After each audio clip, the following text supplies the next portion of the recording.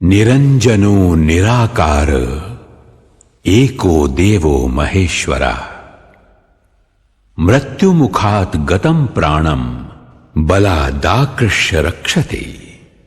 निरंजन निराकार महेश्वर ही एकमात्र महादेव हैं जो मृत्यु के मुख में गए हुए प्राण को बलपूर्वक निकालकर उसकी रक्षा करते हैं। मर्कंड ऋषि का पुत्र मार्कंडेय अल्पायु था। ऋषियों ने उसको शिव मंदिर में जाकर महामृत्युंजय मंत्र जपने की सम्मति प्रदान की। मार्कंडेय ऋषियों के वचनों में श्रद्धा रखकर शिव मंदिर में महामृत्युंजय मंत्र का यथाविधि जाप करने लगे। समय पर यमराज आए, किंतु मृत्युंजय की शरण में गए हुए को कौन छू सकता है। यमराज लौट गए। मार्कंडेय ने दीर्घायु पाई और मार्कंडेय पुराण की रचना भी की। ओम मृत्युंजय महादेव त्राहि मां शरणागतम जन्म मृत्यु जरा रोगई पीडितम कर्म बंधनई। हे मृत्युंजय महादेव, मैं सांसारिक दुविधाओं में फंसा हुआ हूं। रोग और मृत्यु मेरा पीछा नहीं छोड़ रहे हैं। मैं आपकी शरण में हूं, मेरी रक्षा कीजिए। महामृत्युंजय मंत्र महामंत्र है, जिसके यथाविधि पारायण से व्यक्ति पापों से छूटकर सुख समृद्धि प्राप्त करता है। इस लोक में नाना प्रकार के कष्टों से, मृत्यु भय से मुक्त होकर संपत्ति रिद्धि सिद्धि प्राप्त करने का सरल उपाय महामृत्युंजय मंत्र ही है।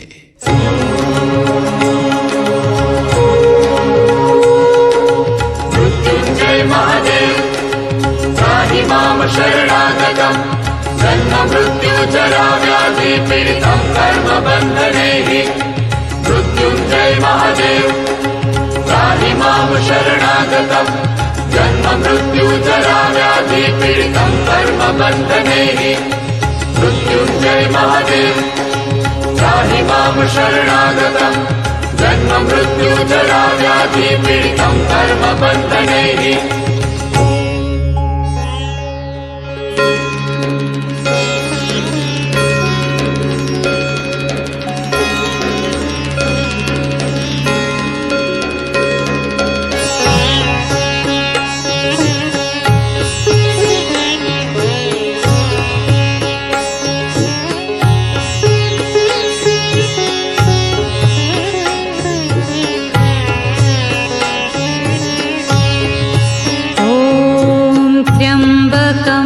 यजामहे सुगन्धिं पुष्टिवर्धनम् उर्वारुकमिव बन्धनान् मृत्योर्मुक्षीयमामृतात्।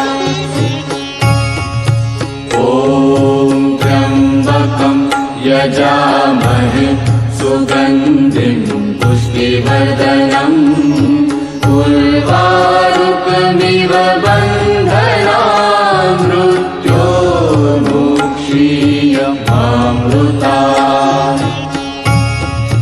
ॐ त्र्यम्बकं यजामहे सुगन्धिं पुष्टिवर्धनम् उर्वारुकमिव बन्धनान् मृत्योर्मुक्षीयमामृतात्।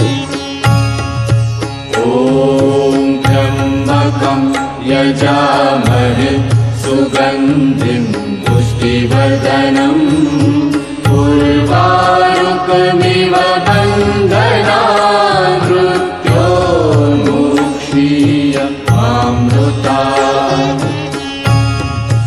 ॐ त्र्यम्बकं यजामहे सुगन्धिं पुष्टिवर्धनम् उर्वारुकमिव बन्धनान्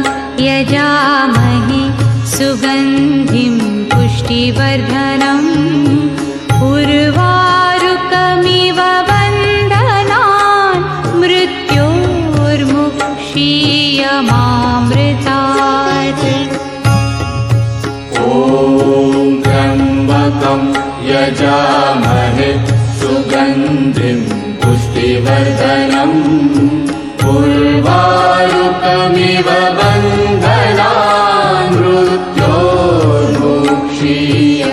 मृत्योर्मुक्षीयमामृतात्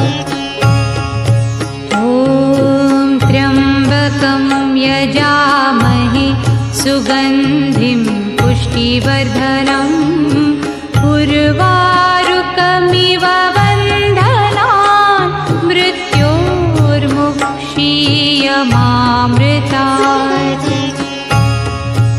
ॐ त्र्यम्बकं यजामहे सुगन्धिं पुष्टिवर्धनम् उर्वारुकमिव बन्धनान् मृत्योर्मुक्षीयमामृतात् ॐ त्र्यम्बकं यजामहे सुगन्धिं पुष्टिवर्धनम् उर्वारुकमिव बन्धनान् मृत्योर्मुक्षीयमामृतात्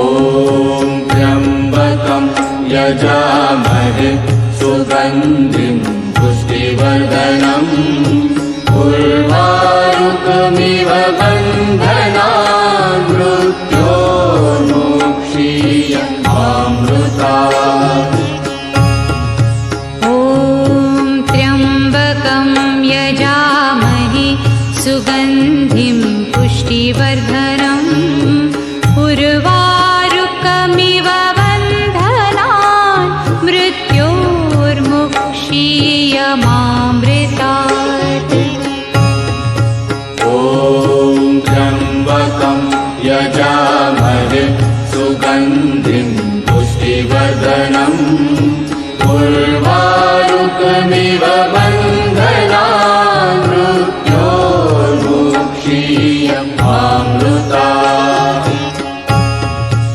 ॐ त्र्यम्बकं यजामहे सुगन्धिं पुष्टिवर्धनम् उर्वारुकमिव बन्धनान् मृत्योर्मुक्षीयमामृतात् ॐ त्र्यम्बकं यजामहे सुगन्धिं पुष्टिवर्धनम् उर्वारुकमिव बन्धनान् मृत्योर्मुक्षीयमामृतात् ॐ त्र्यम्बकं यजामहे सुगन्धिं पुष्टिवर्धनम् उर्वारुकमिव बन्धनान् मृत्योर्मुक्षीयमामृतात् ॐ त्र्यम्बकं यजामहे सुगन्धिं पुष्टिवर्धनम् उर्वारुकमिव बन्धनान् मृत्योर्मुक्षीयमामृतात् ॐ त्र्यम्बकं यजामहे सुगन्धिं पुष्टिवर्धनम् उर्वारुकमिव बन्धनान् मृत्योर्मुक्षीयमामृतात् ॐ त्र्यम्बकं यजामहे सुगन्धिं पुष्टिवर्धनम् उर्वारुकमिव बन्धनान् मृत्योर्मुक्षीयमामृतात् ॐ त्र्यम्बकं यजामहे सुगन्धिं पुष्टिवर्धनम् उर्वारुकमिव बन्धनान् मृत्योर्मुक्षीयमामृतात् ॐ त्र्यम्बकं यजामहे सुगन्धिं पुष्टिवर्धनम् उर्वारुकमिव बन्धनान् मृत्योर्मुक्षीयमामृतात्। ॐ त्र्यम्बकं यजामहे सुगन्धिं पुष्टिवर्धनम् उर्वारुकमिव बन्धनान् मृत्योर्मुक्षीयमामृतात्। ॐ त्र्यम्बकं यजामहे सुगन्धिं पुष्टिवर्धनम् उर्वारुकमिव बन्धनान् मृत्योर्मुक्षीयमामृतात्। ॐ त्र्यम्बकं यजामहे सुगन्धिं पुष्टिवर्धनम् उर्वारुकमिव बन्धनान् मृत्योर्मुक्षीयमामृतात्। ॐ त्र्यम्बकं यजामहे सुगन्धिं पुष्टिवर्धनम् उर्वारुकमिव बन्धनान् मृत्योर्मुक्षीयमामृतात्। ॐ त्र्यम्बकं यजामहे सुगन्धिं पुष्टिवर्धनम् उर्वारुकमिव बन्धनान् मृत्योर्मुक्षीयमामृतात्। ॐ त्र्यम्बकं यजामहे सुगन्धिं पुष्टिवर्धनम् उर्वारुकमिव बन्धनान् मृत्योर्मुक्षीयमामृतात्।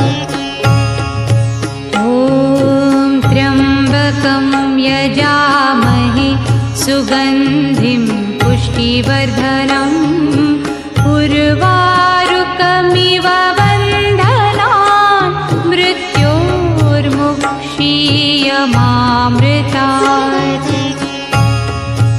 ॐ त्र्यम्बकं यजामहे सुगन्धिं पुष्टिवर्धनम् उर्वारुकमिव बन्धनान्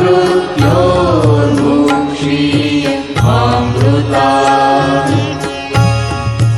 ॐ त्र्यम्बकं यजामहे सुगन्धिं पुष्टिवर्धनम् उर्वारुकमिव बन्धनान् मृत्योर्मुक्षीयमामृतात्।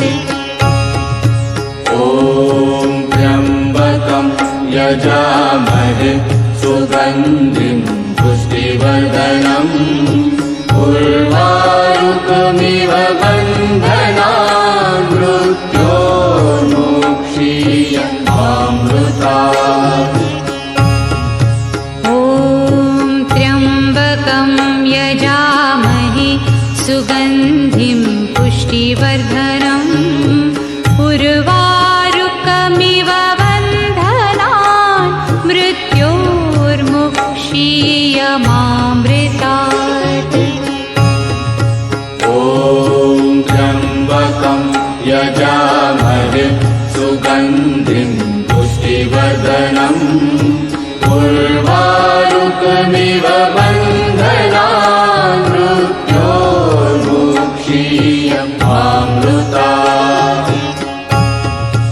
ॐ त्र्यम्बकं यजामहे सुगन्धिं पुष्टिवर्धनम् उर्वारुकमिव बन्धनान् मृत्योर्मुक्षीयमामृतात्। ॐ त्र्यम्बकं यजामहे सुगन्धिं पुष्टिवर्धनम् उर्वारुकमिव बन्धनान् मृत्योर्मुक्षीयमामृतात्। ॐ यजामहे सुगन्धिं पुष्टिवर्धनम् उर्वारुकमिव बन्धनान् मृत्योर्मुक्षीयमामृतात् ॐ त्र्यम्बकं यजामहे सुगन्धिं पुष्टिवर्धनम् उर्वारुकमिव बन्धनान् मृत्योर्मुक्षीयमामृतात् ॐ त्र्यम्बकं यजामहे सुगन्धिं पुष्टिवर्धनम् उर्वारुकमिव बन्धनान् मृत्योर्मुक्षीयमामृतात् ॐ त्र्यम्बकं यजामहे सुगन्धिं पुष्टिवर्धनम् उर्वारुकमिव बन्धनान् मृत्योर्मुक्षीयमामृतात् ॐ त्र्यम्बकं यजामहे सुगन्धिं पुष्टिवर्धनम् उर्वारुकमिव बन्धनान् मृत्योर्मुक्षीयमामृतात् ॐ त्र्यम्बकं यजामहे सुगन्धिं पुष्टिवर्धनम् उर्वारुकमिव बन्धनान् मृत्योर्मुक्षीयमामृतात् ॐ त्र्यम्बकं यजामहे सुगन्धिं पुष्टिवर्धनम् उर्वारुकमिव बन्धनान् मृत्योर्मुक्षीयमामृतात् ॐ त्र्यम्बकं यजामहे सुगन्धिं पुष्टिवर्धनम् उर्वारुकमिव बन्धनान् मृत्योर्मुक्षीयमामृतात् ॐ त्र्यम्बकं यजामहे सुगन्धिं पुष्टिवर्धनम् उर्वारुकमिव बन्धनान्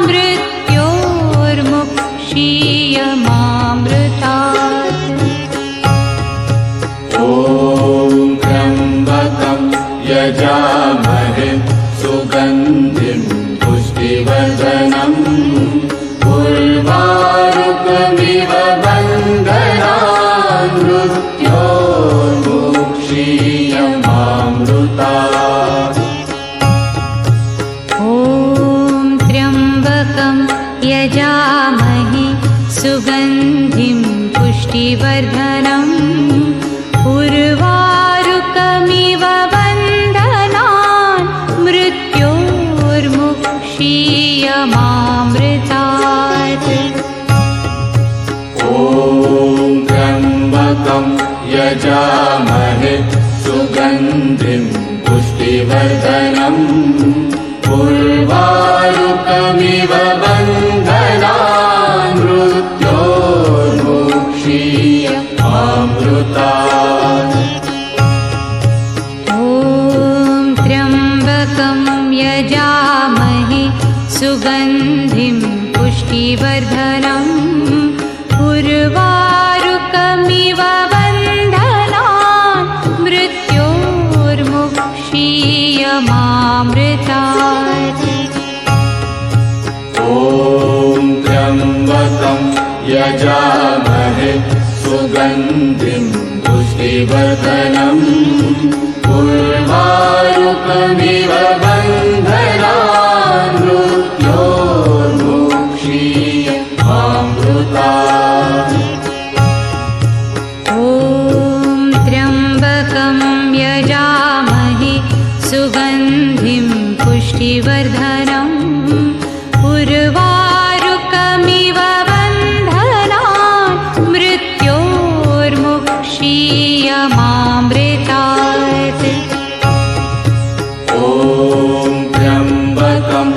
यजामहे सुगन्धिं पुष्टिवर्धनम् उर्वारुकमिव बन्धनान् मृत्योर्मुक्षीयमामृतात्।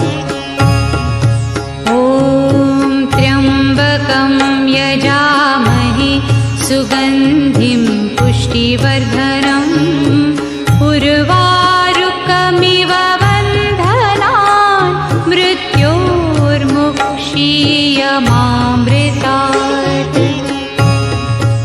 ॐ त्र्यम्बकं यजामहे सुगन्धिं पुष्टिवर्धनम् उर्वारुकमिव बन्धनान् मृत्योर्मुक्षीयमामृतात्। ॐ त्र्यम्बकं यजामहे सुगन्धिं पुष्टिवर्धनम् उर्वारुकमिव बन्धनान् मृत्योर्मुक्षीयमामृतात्। ॐ त्र्यम्बकं यजामहे सुगन्धिं पुष्टिवर्धनम् उर्वारुकमिव बन्धनान् मृत्योर्मुक्षीयमामृतात्। ॐ त्र्यम्बकं यजामहे सुगन्धिं पुष्टिवर्धनम् उर्वारुकमिव बन्धनान् मृत्योर्मुक्षीयमामृतात्। ॐ त्र्यम्बकं यजामहे सुगन्धिं पुष्टिवर्धनम् उर्वारुकमिव बन्धनान् मृत्योर्मुक्षीयमामृतात्। ॐ त्र्यम्बकं यजामहे सुगन्धिं पुष्टिवर्धनम् उर्वारुकमिव बन्धनान् मृत्योर्मुक्षीयमामृतात्। ॐ त्र्यम्बकं यजामहे सुगन्धिं पुष्टिवर्धनम् उर्वारुकमिव बन्धनान् मृत्योर्मुक्षीयमामृतात्। ॐ त्र्यम्बकं यजामहे सुगन्धिं पुष्टिवर्धनम् उर्वारुकमिव बन्धनान् मृत्योर्मुक्षीयमामृतात्।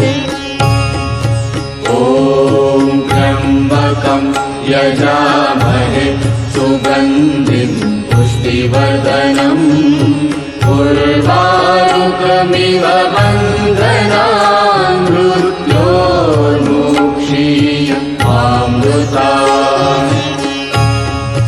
ॐ त्र्यम्बकं यजामहे सुगन्धिं पुष्टिवर्धनम् उर्वारुकमिव बन्धनान् मृत्योर्मुक्षीयमामृतात्। ॐ त्र्यम्बकं यजामहे सुगन्धिं पुष्टिवर्धनम् उर्वारुकमिव बन्धनान् मृत्योर्मुक्षीयमामृतात्। ॐ त्र्यम्बकं यजामहे सुगन्धिं पुष्टिवर्धनम् उर्वारुकमिव बन्धनान् मृत्योर्मुक्षीयमामृतात्। ॐ त्र्यम्बकं यजामहे सुगन्धिं पुष्टिवर्धनम् उर्वारुकमिव बन्धनान् मृत्योर्मुक्षीयमामृतात्।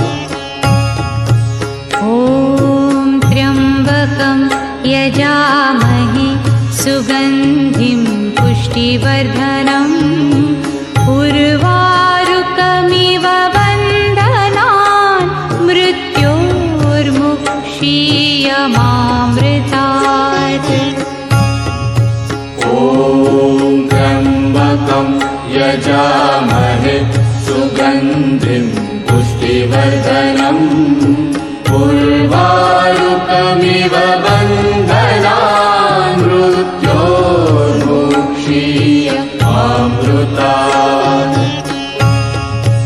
ॐ त्र्यम्बकं यजामहे सुगन्धिं पुष्टिवर्धनम् उर्वारुकमिव बन्धनान् मृत्योर्मुक्षीयमामृतात्।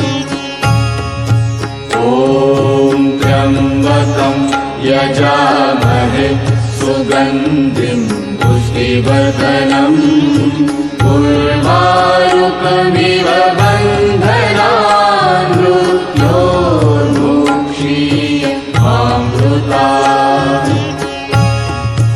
ॐ त्र्यम्बकं यजामहे सुगन्धिं पुष्टिवर्धनम् उर्वारुकमिव बन्धनान् मृत्योर्मुक्षीयमामृतात्।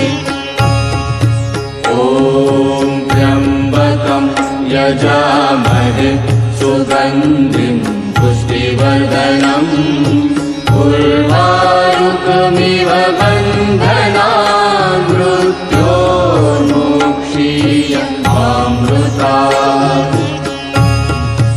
ॐ त्र्यम्बकं यजामहे सुगन्धिं पुष्टिवर्धनम् उर्वारुकमिव बन्धनान् मृत्योर्मुक्षीयमामृतात्। ॐ त्र्यम्बकं यजामहे सुगन्धिं पुष्टिवर्धनम् उर्वारुकमिव बन्धनान् मृत्योर्मुक्षीयमामृतात्। ॐ त्र्यम्बकं यजामहे सुगन्धिं पुष्टिवर्धनम् उर्वारुकमिव बन्धनान् मृत्योर्मुक्षीयमामृतात्। ॐ त्र्यम्बकं यजामहे सुगन्धिं पुष्टिवर्धनम् उर्वारुकमिव बन्धनान् मृत्योर्मुक्षीयमामृतात्। ॐ त्र्यम्बकं यजामहे सुगन्धिं पुष्टिवर्धनम् उर्वारुकमिव बन्धनान् मृत्योर्मुक्षीयमामृतात्। ॐ त्र्यम्बकं यजामहे सुगन्धिं पुष्टिवर्धनम् उर्वारुकमिव बन्धनान् मृत्योर्मुक्षीयमामृतात्। ॐ त्र्यम्बकं यजामहे सुगन्धिं पुष्टिवर्धनम् उर्वारुकमिव बन्धनान् मृत्योर्मुक्षीयमामृतात्। ॐ त्र्यम्बकं यजामहे सुगन्धिं पुष्टिवर्धनम् उर्वारुकमिव बन्धनान् मृत्योर्मुक्षीयमामृतात्। ॐ त्र्यम्बकं यजामहे सुगन्धिं पुष्टिवर्धनम् उर्वारुकमिव बन्धनान् मृत्योर्मुक्षीयमामृतात्। ॐ यजामहे सुगन्धिं पुष्टिवर्धनम् उर्वारुकमिव बन्धनान् मृत्योर्मुक्षीयमामृतात्। ॐ त्र्यम्बकं यजामहे सुगन्धिं पुष्टिवर्धनम् उर्वारुकमिव बन्धनान् मृत्योर्मुक्षीयमामृतात्। ॐ त्र्यम्बकं यजामहे सुगन्धिं पुष्टिवर्धनम् उर्वारुकमिव बन्धनान् मृत्योर्मुक्षीयमामृतात्। ॐ त्र्यम्बकं यजामहे सुगन्धिं पुष्टिवर्धनम् उर्वारुकमिव बन्धनान् मृत्योर्मुक्षीयमामृतात्। ॐ त्र्यम्बकं यजामहे सुगन्धिं पुष्टिवर्धनम् उर्वारुकमिव बन्धनान् मृत्योर्मुक्षीयमामृतात्। ॐ त्र्यम्बकं यजामहे सुगन्धिं पुष्टिवर्धनम् उर्वारुकमिव बन्धनान् मृत्योर्मुक्षीयमामृतात्। ॐ त्र्यम्बकं यजामहे सुगन्धिं पुष्टिवर्धनम् उर्वारुकमिव बन्धनान् मृत्योर्मुक्षीयमामृतात्। ॐ त्र्यम्बकं यजामहे सुगन्धिं पुष्टिवर्धनम् उर्वारुकमिव बन्धनान् मृत्योर्मुक्षीयमामृतात्। ॐ त्र्यम्बकं यजामहे सुगन्धिं पुष्टिवर्धनम् उर्वारुकमिव बन्धनान् मृत्योर्मुक्षीयमामृतात्। ॐ त्र्यम्बकं यजामहे सुगन्धिं पुष्टिवर्धनम् उर्वारुकमिव बन्धनान् मृत्योर्मुक्षीयमामृतात्। ॐ त्र्यम्बकं यजामहे सुगन्धिं पुष्टिवर्धनम् उर्वारुकमिव बन्धनान् मृत्योर्मुक्षीयमामृतात्।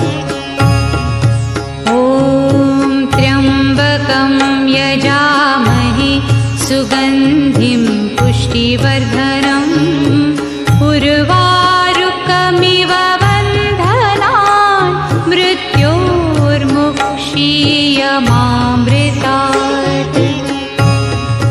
ॐ त्र्यम्बकं यजामहे सुगन्धिं पुष्टिवर्धनम् उर्वारुकमिव बन्धनान् मृत्योर्मुक्षीयमामृतात्।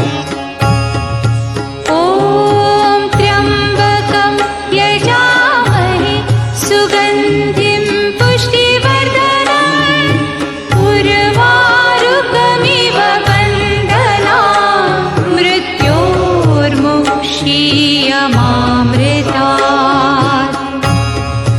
ॐ त्र्यम्बकं यजामहे सुगन्धिं पुष्टिवर्धनम् उर्वारुकमिव बन्धनान् मृत्योर्मुक्षीयमामृतात्।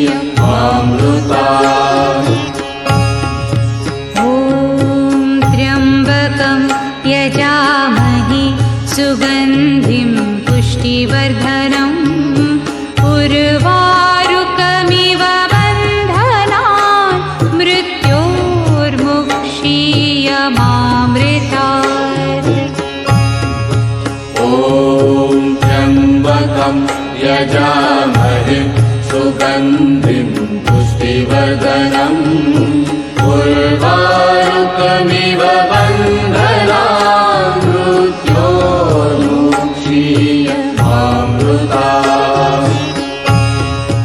ॐ त्र्यम्बकं यजामहे सुगन्धिं पुष्टिवर्धनम् उर्वारुकमिव बन्धनान् मृत्योर्मुक्षीयमामृतात्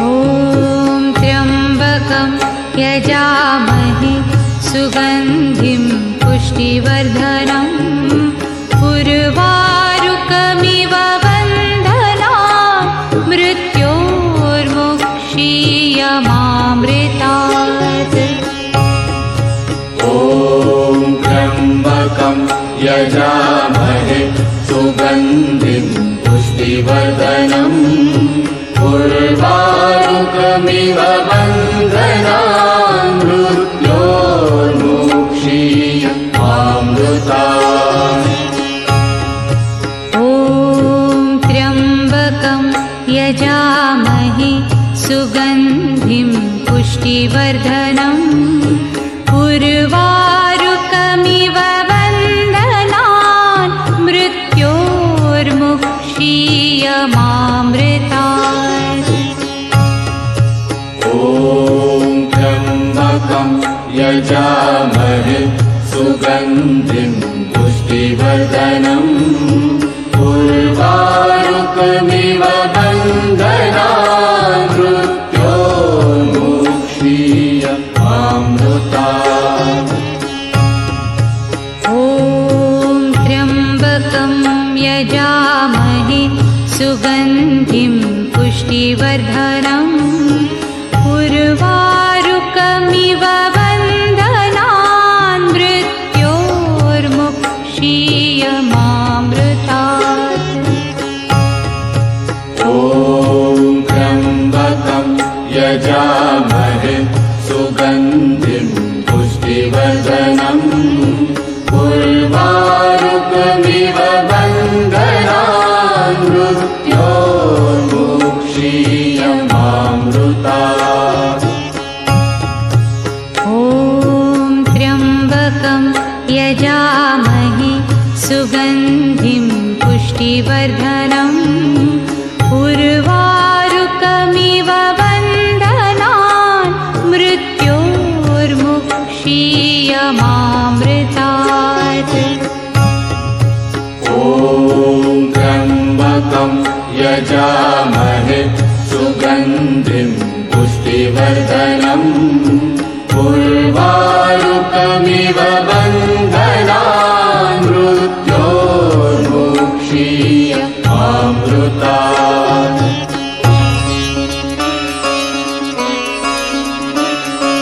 मृत्युञ्जय महादेव त्राहि मां शरणागतं जन्म मृत्युजरा व्याधि पीडितं कर्मबन्धनैः मृत्युञ्जय महादेव त्राहि मां शरणागतं जन्म मृत्युजरा व्याधि पीडितं कर्मबन्धनैः मृत्युञ्जय महादेव त्राहि मां शरणागतं जन्म मृत्युजरा व्याधि पीडितं कर्मबन्धनैः मृत्युञ्जय महादेव त्राहि मां शरणागतं जन्म मृत्युजरा व्याधि पीडितं कर्मबन्धनैः मृत्युञ्जय महादेव त्राहि मां शरणागतं जन्म मृत्युजरा व्याधि पीडितं कर्मबन्धनैः मृत्युञ्जय महादेव त्राहि मां शरणागतं जन्म मृत्युजरा व्याधि पीडितं कर्मबन्धनैः मृत्युञ्जय महादेव त्राहि मां शरणागतं जन्म मृत्युजरा व्याधि पीडितं कर्मबन्धनैः मृत्युञ्जय महादेव त्राहि मां शरणागतं जन्म मृत्युजरा व्याधि पीडितं कर्मबन्धनैः मृत्युञ्जय महादेव त्राहि मां शरणागतं जन्ममृत्युजराव्याधिपीडितं कर्मबन्धनैः मृत्युञ्जय महादेव त्राहि मां शरणागतं जन्ममृत्युजराव्याधिपीडितं कर्मबन्धनैः